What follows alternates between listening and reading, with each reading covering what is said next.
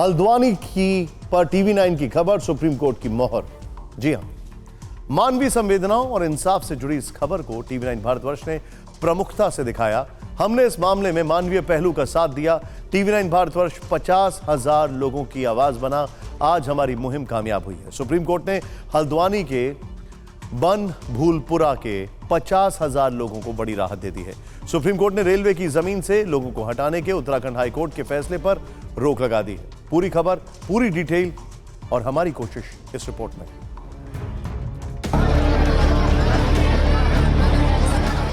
हल्द्वानी के 50,000 लोगों पर मंडरा रहा संकट टल गया। बनभूलपुरा इलाके में अतिक्रमण हटाने के फैसले पर रोक लग गई। 4,000 से ज्यादा परिवारों के घरों पर फिलहाल बुलडोजर नहीं चलेगा।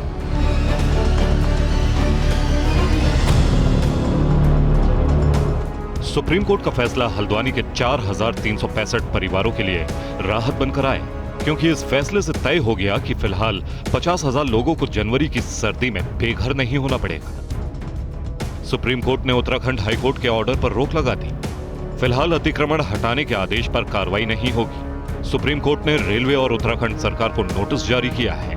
रेलवे और उत्तराखंड सरकार को 4 हफ्ते में जवाब देना होगा। मामले की अगली सुनवाई 7 फरवरी को होगी।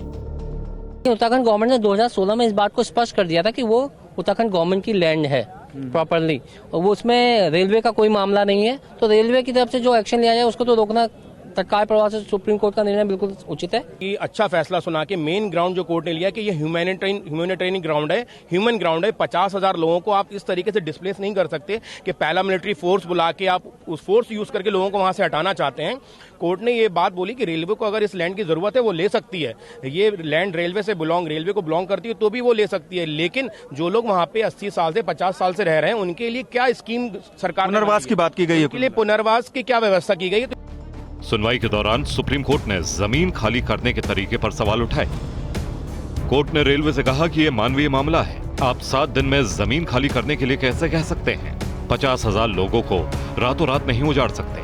कोर्ट ने उत्तराखंड सरकार से कहा, जो लोग 50 साल से रह रहे हैं उनके पुनर्वास के लिए कोई योजना होनी चाहिए। कोर्ट ने कहा, हमें कोई प्रैक्टिकल समाधान ढूंढना होगा।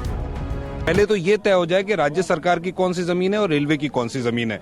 हाँ, सुप्रीम कोर्ट ने ये जरूर कहा है कि ये इंसानियत का तकाजा कहता है कि पहले उनकी रिहेबिलिटेशन की स्कीम तैयार करी जाए और उसके बाद ही उनको वहां से हटाया जाए। 60-70 साल से जो लोग वहां पर रह रहे हैं उनसे आप 7 दिन में कहिए कि आप सब कुछ खाली करके यहाँ से चले जाइए, तो ये इंसानियत के तकाजे को पूरा नहीं करते हैं। रेलवे का कहना है कि उसकी जमीन पर 4,365 अवैध निर्माण किए गए हैं। हालांकि आधे परिवार भूमि के पट्टे का दावा कर रहे हैं। विवादित इलाके पर 4 सरकारी school, 11 private school, 1 bank, 2 overhead पानी के टैंक, 10 मस्जिद और 4 मंदिर हैं। कई लोग दावा कर रहे हैं कि उनके दादा परदादा बनभूलपुरा इलाके में 100 साल से भी ज्यादा वक्त से रह रहे हैं। वहाँ पे टेम्पल्स भी हैं, मॉस्क भी है, गवर्नमेंट स्कूल है जो कि 80 साल पुराना गवर्नमेंट स्कूल है। तो वो तो लैंड गवर्नमेंट लैंड पे ही बना होगा ना। अब ये तो डिस्प्यूट रेलवे को और सरकार को सॉल्व करना है कि वो जमीन पे है किसकी। इसीलिए सुप्रीम कोर्ट ने सुनवाई के दौरान कुछ बड़े सवाल उठाए। 7 दिन में 50,000 लोग कैसे हटेंगे? आपके पास पुनर्वास की क्या व्यवस्था है? भूमि की प्रकृति क्या रही है? सुप्रीम कोर्ट ने पूछा, हम जानना चाहते हैं कि क्या किया जा सकता है। उस पर हमारा पहले से ही ये मानना था कि चूंकि न्यायालय का मामला है, न्यायालय जो भी आदेश करता उसके साथ हमारी सरकार उस पर आगे कार्रवाई करती, आगे काम करती। हम न्यायालय के रुख पर ही थे। न्यायालय जो भी आदेश करेगा वो हमेशा हमें मान्य होगा। माननीय सुप्रीम कोर्ट का सुप्रीम जजमेंट मानवीय मूल्यों की रक्षा हो गई। हम सब लोग चिंतित थे कि यदि डिमोलिशन होगा, 52,000 लोग सड़कों पर आएंगे तो हमारे राज्य का जो मानवीय चेहरा है उस पर दाग लगेगा। हम चिंतित इस बात को लेकर के थे कि हमारा ये शांत प्रदेश लोगों की चीखों से गूंजेगा और एक अशांति फैलेगी। सुप्रीम कोर्ट के ऑर्डर से बनभूलपुरा के लोगों को फिलहाल 1 महीने की राहत मिली है। हालांकि सुप्रीम कोर्ट ने विवादित जमीन पर किसी भी तरह के कंस्ट्रक्शन पर रोक लगा दी है।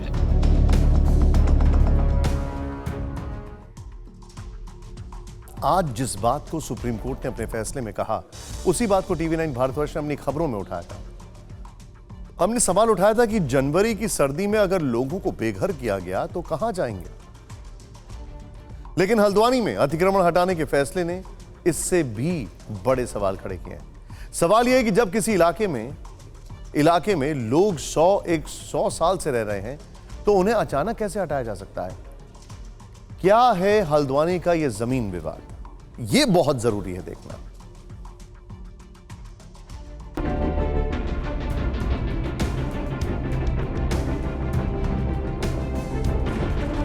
हल्द्वानी के बनभूलपुरा इलाके के लोगों की दुआएं काम आई। 50,000 लोगों को 1 महीने का वक्त मिल गया, लेकिन लोगों के जहन में अभी भी एक सवाल है, 1 महीने बाद क्या होगा?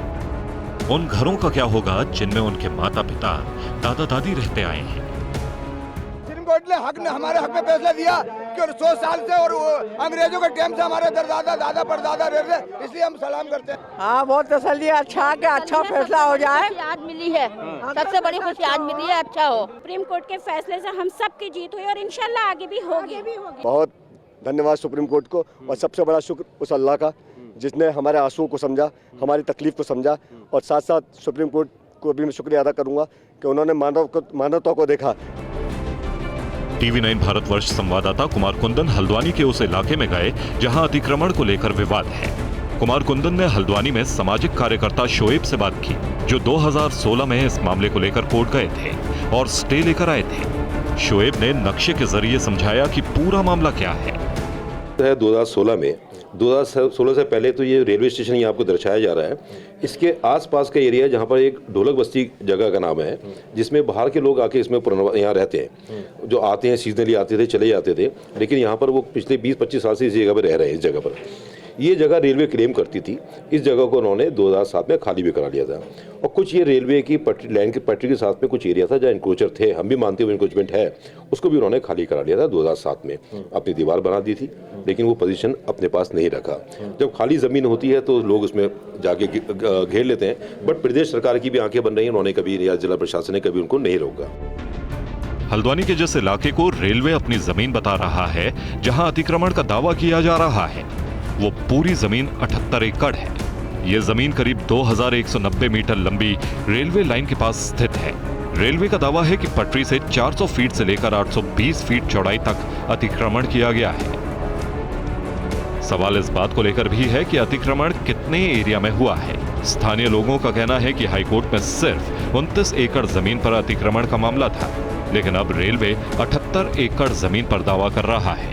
आदेश आता हाईकोर्ट का, पहले 29 एकड़ की बात करती थी रेलवे कि 29 एकड़ लैंड हमारी है। ये 29 एकड़ कहाँ से कहाँ तक है? ये यहाँ से ये रेलवे स्टेशन है। हाँ। ये जो ट्रैक आ रहा है पूरा, अच्छा, इसकी इसकी जो जगह है पूरी एडजॉइनिंग लैंड, जिसमें जो इनके कागज दस्तावेज पहले कहते हैं, जो रेलवे के अधिकारियों ने पहले बताया था कि रेलवे लाइन के 75 फीट उधर और 45 फीट इधर, पहले उनके वो दस्तावेज भी हमारे पास हैं जिसमें रेलवे का अधिकारी ने लिखा है। अब ये बात करते हैं कहीं 700 फीट कहीं 500 फीट की बात करते हैं। जिन इलाकों में अतिक्रमण की बात की जा रही है उनमें हल्द्वानी की ढोलक बस्ती, गफूर बस्ती, लाइन नंबर 17, नई बस्ती, इंदिरा नगर छोटी रोड और इंदिरा नगर बड़ी रोड शामिल हैं। रेलवे का दावा है कि उसके पास जमीन के पुराने नक्शे हैं, 1959 का नोटिफिकेशन है, 1971 का रेवेन्यू रिकॉर्ड है, 2017 की सर्वे रिपोर्ट है, यानी विवाद नया नहीं है। ये पूरी जो बस्ती है, इस बस्ती की अगर बात करें कि ये चिराग अली शाह बाबा, आपको बताता हूँ, जगह है जिसमें इस दरगाह को 131 साल तो उर्स बनाते हुए हो गए। यहाँ पर हमें यहाँ पर एक कब्रिस्तान भी है।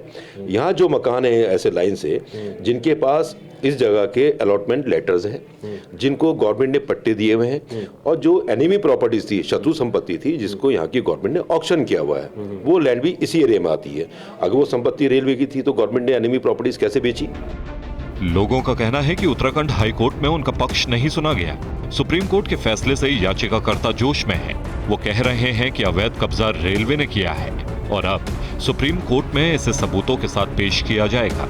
रेलवे को जमीन खाली करनी होगी।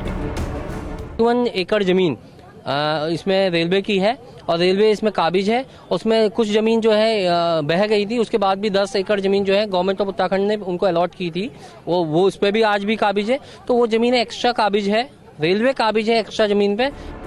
बनभूलपुरा के मामले में कुछ सवाल खड़े हो रहे हैं। सवाल ये है कि जब कई सालों तक घर बनते रहे तब रेलवे कहाँ था?